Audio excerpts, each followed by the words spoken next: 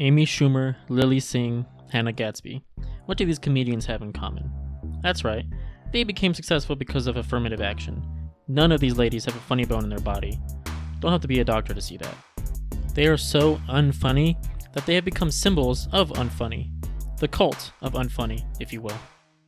Yet they still get Netflix specials, they still get late night shows. Why? Why do people with no skill, talent, or even likability get opportunities most can only dream of? Well, like I said earlier, affirmative action. These three in particular haven't earned anything they have. Lily Singh climbed the ladder through telling everybody she meets that she's a woman of color. She's worse than CrossFit vegans talk about how much they just love that new coffee shop downtown. Actually, the legendary Diesel Patches already said something about this, so I'll just let him speak. Okay, a little overkill though. Maybe for when I win my Emmy. Which, let's be real, it's inevitable because a whole bunch of older white people voting for a brown girl will help them get praise from the media. I gotta give her some credit. At least she's aware. It's pretty obvious how she got this job. One of the reasons is, yes, she's a YouTuber, but I would have to say the main reason she got this job is because she's brown, bisexual, and a woman. I'm not trying to be mean, but that's pretty much why she got it. That's all people are talking about. And additionally, there aren't really many women of color who have their own show, or even openly bisexual women of color who have a show. So this is a huge moment for representation. As a society, can we just stop caring about this BS? How are jobs equal opportunity employers if they base hiring off of gender and race? Forced opportunity isn't equality, it's equity. And Amy Schumer, she falls into the comedy style of shock humor, but it's always the same joke, so it loses shock after about 10 seconds. And she's famous for appealing to women, which is fine. Nikki Glaser also appeals to women, but with an important distinction. She can joke about things other than her fur burger. Not to say she doesn't talk about her illustrious pink canoe, but she does have enough brain cells to comment on other things. And I won't waste too much time on Gadsby. I didn't even know who she was until Chappelle dragged her through the mud. I will show this video, however, that I think shows quite well how people think of her.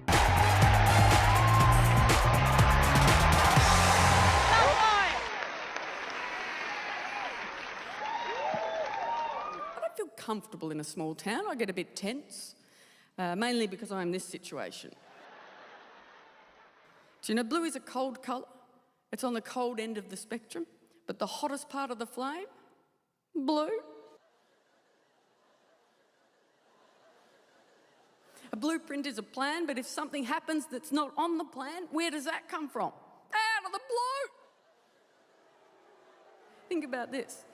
You're stuck in traffic and the lights turn blue. Oh, you gotta laugh, you gotta lighten up. Stop taking everything so seriously. Fucking learn to take a joke, you need to lighten up.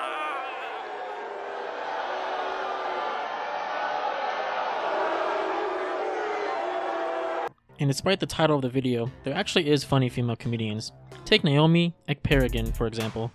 Firstly, doesn't talk about her stinky garage once in her Netflix spot. Amazing! And she has something which none of those three comedians have. Skill.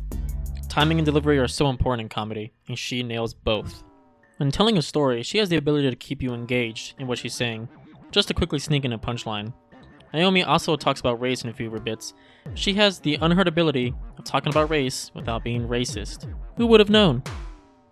She has a bit where she talks about how she doesn't trust white people, but unlike some other comedians, she doesn't talk about some BS on how white men today are somehow responsible for slavery 100 years ago.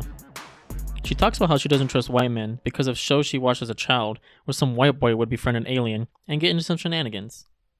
I realize why though. You know why, Annie? You know why? The reason why I don't trust that white boy Joy, it's because it's been happening. It's been happening for years. And I've had this suspect. It's not for the reasons you think, okay? I don't trust white men because most white men were once white boys, all right?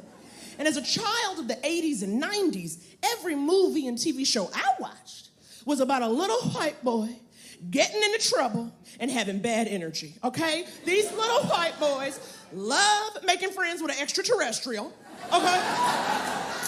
They will go ahead and find a gremlin, okay? Little white, they having close encounters of the third kind. What are the other two? What are the other two encounters? We don't know. We don't know.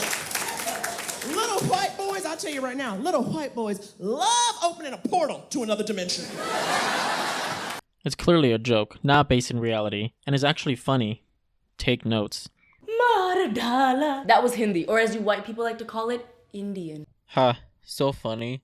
I always laugh when a comedian groups together an entire race and makes assumptions about them.